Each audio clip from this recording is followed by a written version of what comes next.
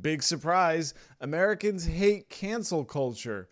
Today I'm sharing the results of a new poll bearing that out, and many, many other stories we're going to get to today. Hi, Dave here from Informed American, and what I'm calling informed opinion. Yes, that is my little corner of our website here. Of course, as you browse through the many sections of our site, we cover a lot of news items and all that. We try to keep things straight down the line, and I do too. But of course, I am a human being, and I have opinions like all of you. And I always want you all to comment down below as I'm going through the topics. Let me know what you think.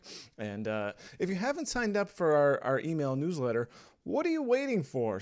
Join 250,000 subscribers by signing up for a totally free email newsletter where you can get stories from every day on informedamerican.com, our news articles, and of course, all these great videos, everybody. So I really appreciate all of you that tune in and support us, and we would love it if you would sign up for our free daily email newsletter. That would be doing me a favor and doing yourself a favor by being an informed American. Okay, that's the end of my spiel.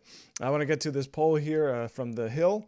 We got a lot of stuff today, so I'm gonna try to cram everything in as quickly as I can. I try to keep videos to about 15-20 minutes. But by the way, I mean, since I'm posing that, would you like to see maybe a longer form video? Half hour, 45 minutes, an hour, maybe once a week, something like that. If you'd like to see more content, longer content, maybe let me know. It's always good to get my finger on the pulse for what all of you think. And of course, polling is always trying to put its finger on the pulse of what Americans are thinking. And as I said at the top, no big surprise, Americans do not like cancel culture, as particularly many of you informed Americans are outraged by what you've been seeing going on in the culture over the last few months. And really, I'd say it's probably started and really ramped up over the last, say, 5-8 years.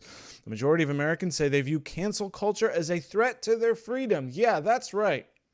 According to a new Harvard Harris poll survey released exclusively to The Hill on Monday, 64% of respondents said there is a growing cancel culture that is a threat to their freedom, while 36% said they didn't view it as a threat to their freedom. Okay, maybe those are the ones doing the canceling. Additionally, the poll found that 36% of Americans said cancel culture is a big problem, 32% said a moderate problem, and 20 said a small problem, and 13% said not a problem at all. The findings come amid a growing societal debate over cancel culture, which is defined by Merriam-Webster. I guess if you're not familiar with it, you need an official definition. The practice or tendency of engaging in mass cancelings as a way of expressing disapproval and exerting social pressure. Yes, exerting social pressure. We typically see this through social media campaigns, not one-offs like someone getting fired or something like that, which I will get to. Now, this story goes through the whole thing between Sharon Osbourne and Piers Morgan, which I don't really want to get into at all. But the poll found 54% of respondents said they were concerned that if they expressed their opinions online, that they would be banned or fired. While 46% said they were not concerned. What do you think? Are you concerned about what you post or say online could get you banned or fired? Are you in the majority? Or are you with the majority of Americans that feel that way? Here's a quote here from the director of the survey, Mark Penn. It's a chilling finding that most people in the country are now afraid that they would be fired if they express their real views on social media. The public generally gives negative ratings to social media companies and sees the movement as more about censorship rather than trying to correct the wrongs. It is a growing national issue. What do you think? I agree 100%. Cancel culture has gotten out of control in a society in any society in which people cannot express themselves freely is a society that is heading in a terrible direction.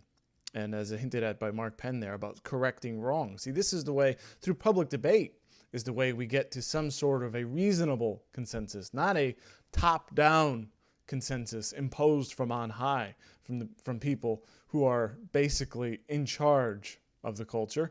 The majority of Americans do not like this. They do not want this to be imposed in a top-down way. We want to be able to have conversations and then affect the culture that way through majority opinion.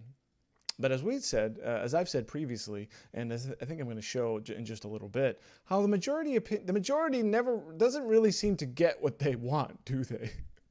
And I have some evidence for this I'm going to get to. But yes, as nearly 2/3 of Americans do not like cancel culture, the practice of mass mobilization to basically silence people. It's completely un-American. I don't see any other way around it. And of course, there's the moral superiority, of the cancelers. And that is crap. And that needs to be broken. So I wanted to share that finding with you. There's a story here on Informed American that you may have caught, and I actually have an update to it, so I wanted to highlight it here. Special Ops hires diversity and inclusion officer. Was this a problem? And Rodney starts out here. The U.S. military is one of the first major organizations to integrate by race. The idea of choosing the best candidates, no matter how they look or where they're from, to keep us safe makes a lot of sense, which is why the latest move by the military raises a question or two. And it says U.S. Southern Command just announced they hired Richard Estrada Torres as their Officer of Diversity and Inclusion. And SOCOM oversees special operations involving elements from multiple services. JSOC, the Joint Command, which is focused on counterterrorism, was established in 1980. People are, as it called, the sharp end of the stick. Yes, the tip of the spear, as it will. U.S. SOCOM includes units that range from all military branches, such as Navy SEALs, Army Rangers, Marine Special Operations Command, Air Force Special Operations Command, and others. Less than 1% of the United States population serves the military, and 2% of the military are special operators in SOCOM. That means less than 0.0002% of the nation. Yeah, not easy to become a Navy SEAL, say. It may be one of the hardest things in the world for someone to do. If you were to add up level of difficulty, physical fitness, intelligence, stamina, mental toughness. It's one of the hardest things for a human being to do is to become a Navy SEAL. Qualifying for this group is phenomenally difficult, which brings us back to the questions.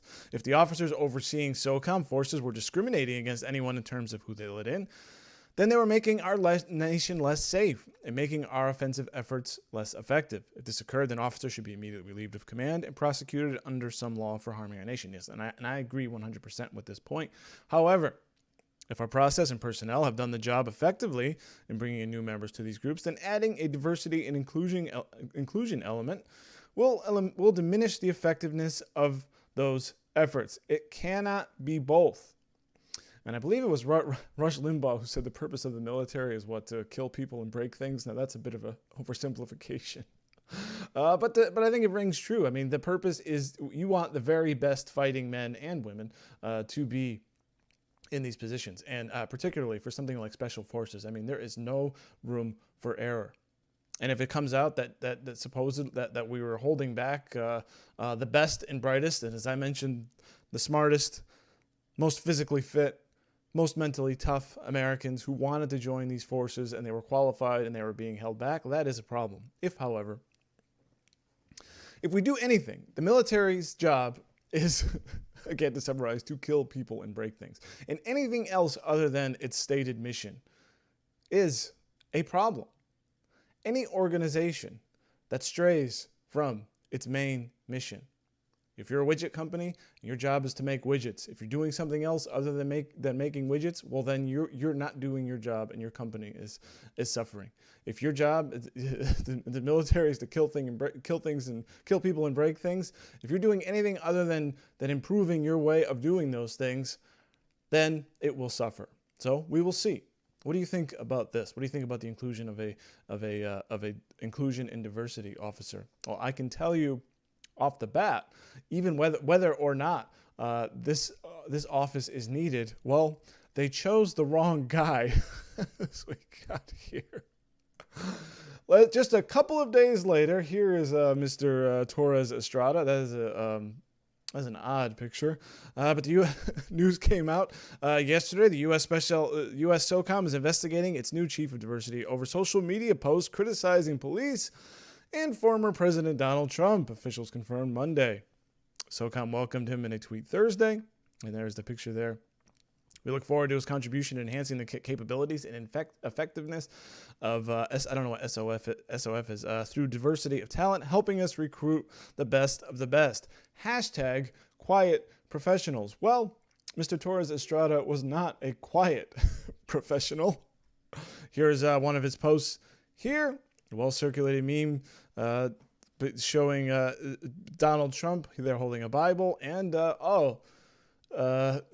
Adolf Hitler himself holding a Bible. Now, apparently, I didn't know this because I'm not an expert in Adolf Hitler pictures, but apparently this is a doctored photo of Hitler. Apparently, in the original photo, he's not holding a Bible or a book that resembles a Bible. He's not holding anything. I'm not sure what he's holding, but it wasn't a Bible. But the purpose here, of course, was to Trump is Hitler, Trump is Hitler, Trump is Hitler. Way to go. So there we go. So not being a quiet professional, Mr. Torres Estrada. There's another one here. Another post that garnered much criticism over the weekend. He shared a cartoon last May showing police arresting the fairy tale Three Bears while taking a statement from Goldilocks. The meme is captioned, "If you still don't understand how racism works, remember she broke into their house." Now I was unfamiliar with this one, so I happened to find it on Twitter. And so apparently this is the one he shared. So Goldilocks and the Three Bears. Now, I don't remember this part of the story. I don't know if you did either. Did the police come and arrest the Three Bears? I don't even know. I must be missing something. I haven't brushed up on my Goldilocks and Three Bears story in a while. I think I read it when I was 3 or 4 or 5, whatever. But I thought the whole point was that she was wrong for sneaking around and for breaking and entering and for entering people's houses without their permission. And she was just kind of a bit of a troublemaker, and it was a cautionary tale. And I think in a couple of versions of the story, there are many different ones. I think the bears actually eat Goldilocks or whoever the main character was in the beginning. So it's to sort of teach you to kind of mind your own business and not go through people's stuff, sleep in their bed and eat their porridge. I have no idea what this is about. Maybe you all can educate me about the racism in Goldilocks and the Three Bears. So I'd appreciate some education on that. Now, some of you might be saying, so this man, Torres Estrada, has been reassigned. So he is no longer your diversity and inclusion officer for SOCOM. And for good reason, I think. He's showing himself to be a partisan hack. And I don't think we need that in the military for someone at a high post, at any high post within the military, or really just any leadership in the military. You can't have people like this in these positions. Now, you might be saying, well, Dave, you just talked about cancel culture. Torres Estrada just got canceled. So is this firing? I'll pose this to you. As I love to ask questions throughout the show and get your opinions. This is what we're doing here, trying to build a conversation, build a small community. Is this an example of cancel culture, of Torres Estrada being canceled? I would say no. Well, one, actually, maybe it is useful that Merriam-Webster had the definition. The definition by Merriam-Webster is, as I find it here, the practice or tendency in engaging in mass cancelings as a way of expressing disapproval and exerting social pressure. Now, I don't know that there was a mass campaign against Torres Estrada. There may have been.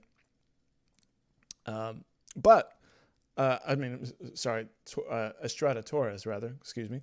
Now, that may be, so maybe a small bit of cancel culture in there. But I will say it doesn't meet cancel culture because this is basic. This is a basic standard of professionalism in the military.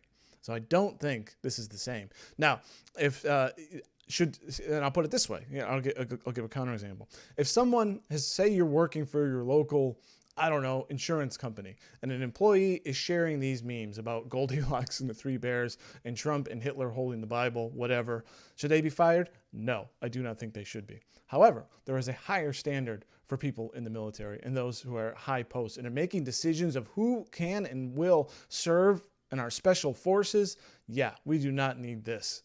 We do not need that in our for people making those kinds of big decisions. There is a higher standard for this, and if you're gonna work in the highest offices in our military, absolutely, this is unacceptable. So I do not think this is cancel culture, but I might be wrong. Love to know what you think about that. But I wanted to share that one because it's just kind of a funny update. So beyond the topic of whether or not U.S. Southern Command should have such a position, the person that they hired was a complete fail. You think they could vet somebody a little bit? You get a job. I assume now when you get a job, they pour through your social media already. And if they find something objectionable, then they wouldn't hire you. But apparently not for the U.S. military, and that by itself is not a good sign. And only after there's someone just happens to look through. It's not like this is from like 10 years ago or something. This is just a few months ago. Unbelievable. Let me know what you think about that. Now I want to ask you all: should we buy American? Another debate topic and another story on informedamerican.com. We might buy cheap foreign goods, but most Americans want the government to pay up to buy local. If the choice is between a product made in America that costs substantially more and a cheaper imported version, most consumers will buy the cheap import. The choice gives us more money to spend on other stuff or save or use to pay off debt. But when it comes to our government, we don't make the same choice. Most of us want Uncle Sam to buy American, even when it comes to medicine. A new Reuters Ipsos poll found 63% of Americans want U.S. agencies to buy American-made products in general, even if they cost significantly more. And that 62% think the government should strictly buy U.S.-made vaccines. And that is, as we're noting here, that goes down depending on the level of equipment. But the poll shows a long-standing contradiction. Americans like the idea of buying American goods, but not if it means paying more personally for it. What do you think about that? First of all, do you agree with the 63% of Americans that think the U.S. government should only buy American-made products, particularly vaccines? I am a supporter of Buy American. And I understand the argument at the top of this article that, yes, when given the choice and you walk into Walmart, say you want to buy I don't know. I like to use this example, actually. A caulk dispenser, right? You go to Walmart, there's two. One's $3 and the one's $1.50, right? Which one are you gonna buy? Now the one that costs $1.50 is made in China, and the one that costs $3 is made in America. Most of the time, you're gonna go ahead and just buy the cheaper one, because heck, you can buy two of them for the same price as the one made in America. But as I will say, and as I will argue, the price on that sticker is not the true price. Sure, it's cheaper now when you pay at the register. But if you're costing, say, a manufacturing plant that makes caulk dispensers, in that example, and then more people buy the cheaper Chinese version, where they pay pennies for their labor, and of course the cost to ship it over here, and no environmental standards, pollution, which we'll get to in just a second. And if that American and that plant closes down, now you have a few hundred Americans without a job who may not be able to find another one where they live. And then they get on welfare, and then their life may spiral out of control because they can't find a job and feed their family. What's the cost of that? Well, I can tell you it's billions, all told. The U.S., after China joined the World Trade Organization, has lost millions of jobs shipped overseas. So I support buying American, even at a higher price, because you pay an American to build something. Yeah, it costs a little bit more, but that American has a job, and they can go out and buy more things, and it starts a virtuous cycle rather than shipping your money overseas. So what do you think about that? Now here we have two examples. Polling. People hate cancel culture. People want to buy American. Will it happen? Probably not. We talked last week about voter ID. 75% of Americans want voter ID. Will it happen? Probably not.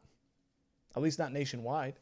Maybe in certain localities, maybe a certain county or something like that. How well would it even be enforced if it's on the law? Then here we are, a majority of Americans never getting what we want. And in the case of cancel culture, see a lot of the arguments saying, well, we need to protect speech even if it's unpopular. And as I would argue, most of the speech that gets canceled is in fact not unpopular. Of course, we do want to protect unpopular speech. That's also that is part of the point.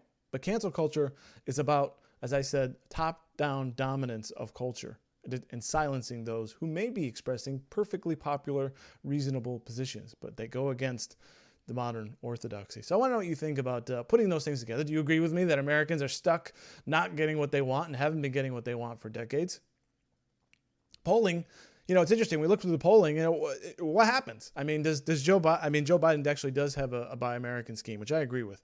Is continuing the policies from Donald Trump. One of the bright spots I think so far, the Biden administration has been pushing Buy American. Now, whether it actually goes anywhere, we'll see.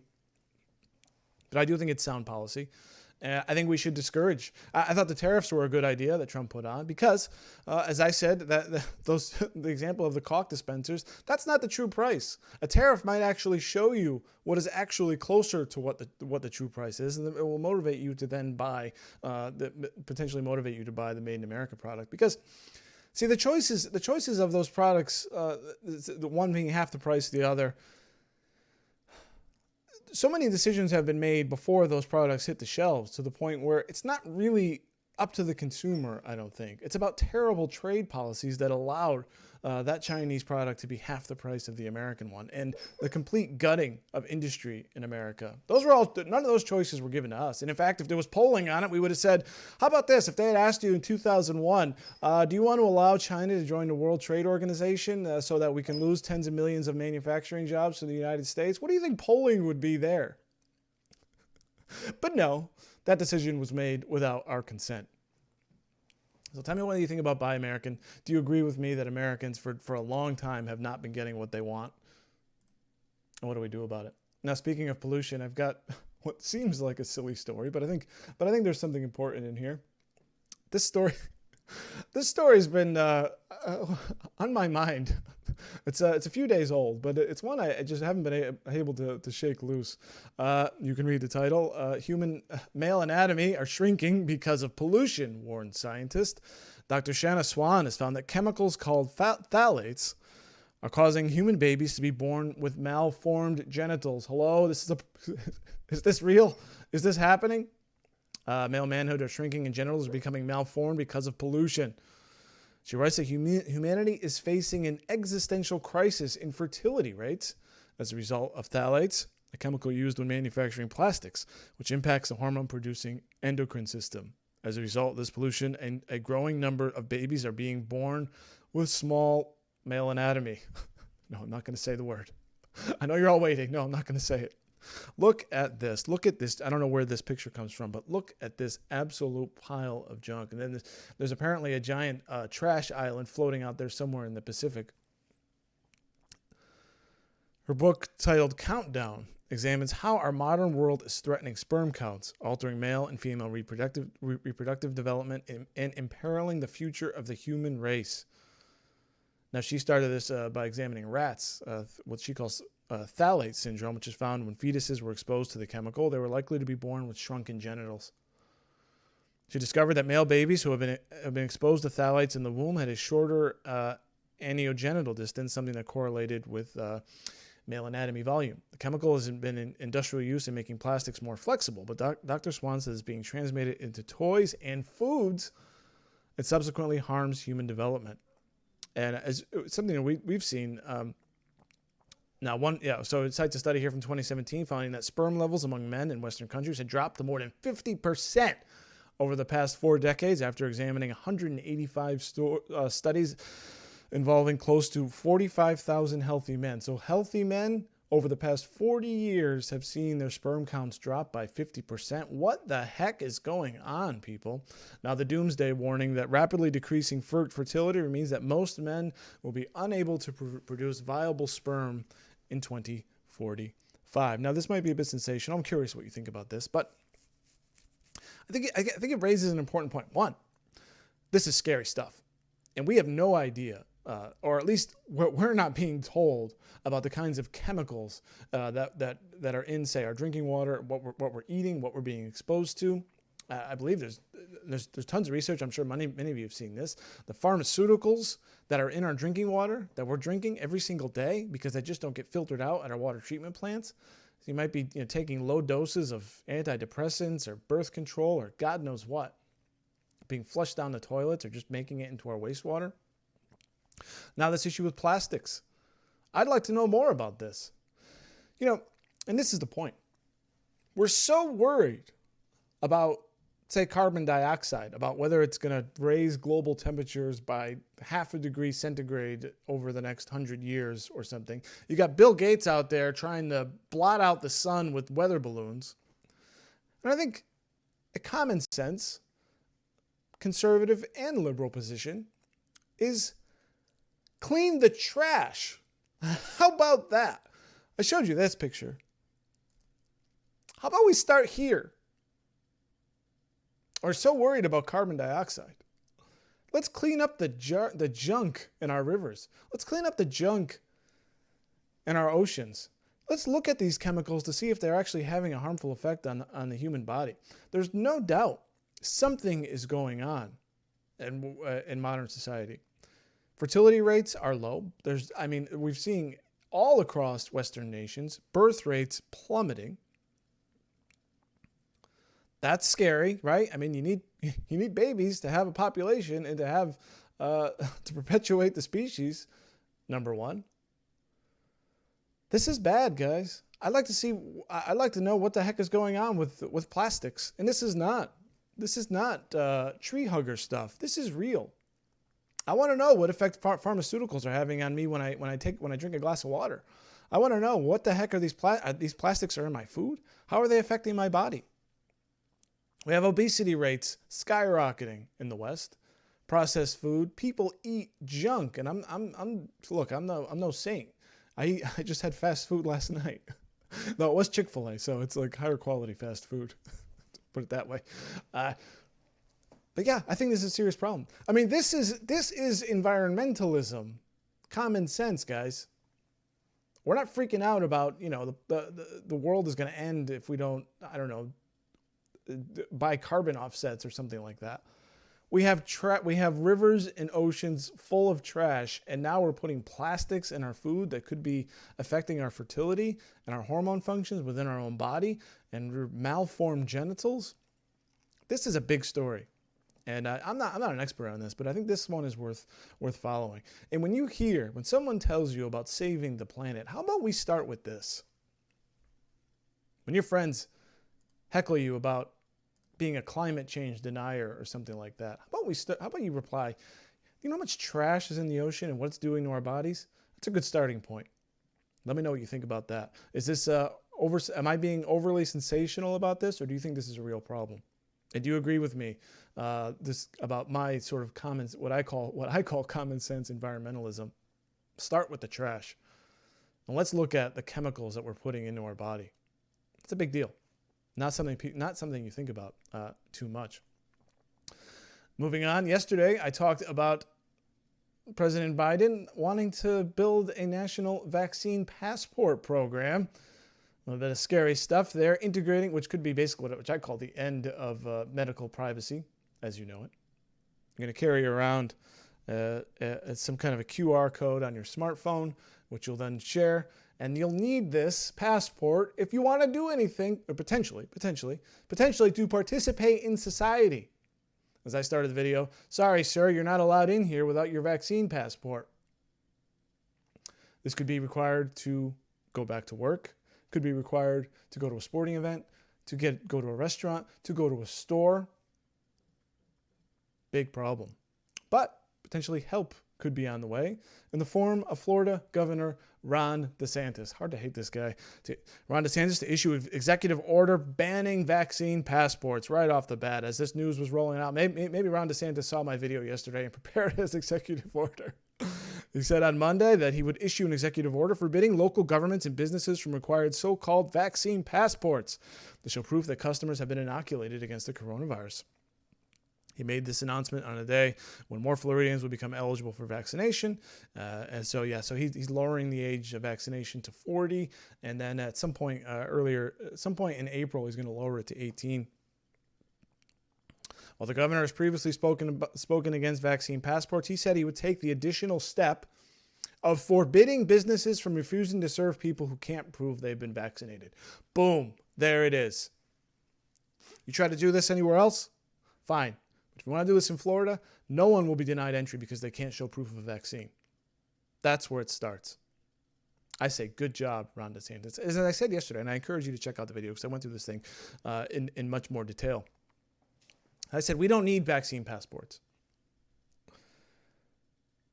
We can go by the number of vaccinated. There will be a known number of vaccinations. And by some point, it will approach, 70, 80%. We were told that would be herd immunity. We'll see cases, hospitalizations, and deaths fall. And that should be enough. Now, fine. If you want to go travel to, Asia or something like that, and the airline in that country makes you show proof of vaccination, fine. I don't have a problem with that. But the idea that you can't enter a business without proof of a vaccine, that you can't work in an office without proof of a vaccine is crazy to me and completely unnecessary. And as I said, the vaccine does not stop the spread of COVID. All it does is protect you from symptoms. And once the most vulnerable are vaccinated, we're going to be okay. Absolutely unnecessary. And I find this to be a fantastic first step. I want to know what you think about that. And I want to close here with a quote, something that we've been hitting on here a lot. DeSantis said allowing governments and businesses to require proof of vaccination would be an unprecedented expansion of public and private power. But the government seemed to differentiate between COVID vaccinations requiring parents to show proof of schools. It's different for measles, but it is. It's more probably. It's a totally different thing. This is not measles. This is not mumps, the rubella, or polio, or something like that. This is totally different. And by the way, I don't think any business requires you to show a vaccine passport for measles, do they? No. So a nice little, pointless end of the article here. But the key, unprecedented expansion of public and private power. Absolutely. And as I highlighted yesterday, this COVID passport program is being done in partnership with governments and corporations. And as I said, as I have been saying here in our little corner, big companies are not your friend. Always keep that in mind. Now to close, Donald Trump. We've got a little bit of news here. Not a lot. But the president did launch a new website. So that news of that came today. It's called 45office.com. Now, there's not a lot here. And I don't know what this is going to expand into, if there's any plans on it yet. But it's really just it's a pretty bare bones site of pictures of him. He has an about section about just who he was, America First, all this stuff, a way to contact, share your thoughts. So if you want to go on to 45office.com, you can go there and leave Trump a comment. You can do a scheduling request, maybe for some sort of a meeting. You can request a greeting. I don't know if they would, what this would charge or not, but there's a section here for press. So that is the 45office.com. I wanted you to be aware of it. If you wanted to leave Trump a message, either nice or mean, you can go ahead and do that there. Or if maybe we can get Trump here on the show. Maybe he'll grace us with his presence. So we'll put out a request and see what happens.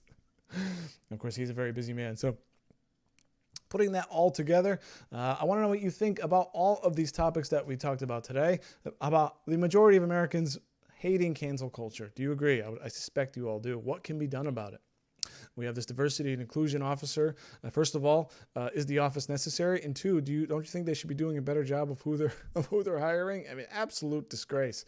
We also have the pollution issue with fertility. Our plastics are the kind of phthalates, I believe they're called. Are they a danger to our fertility? And should we be looking carefully at what these products are, what these plastics are doing to our body? I think it's a worthwhile concern. What do you think about Ron DeSantis basically coming out saying, we're not having vaccine passports in Florida? Not happening. I 100% agree with that. Let me know what you think down below. What do you think about Buy American? Should we buy American? Should the federal government take a lead on that and buying American-made products? I think it's a great idea. And finally, what do you expect from 45office.com, Trump's brand new website?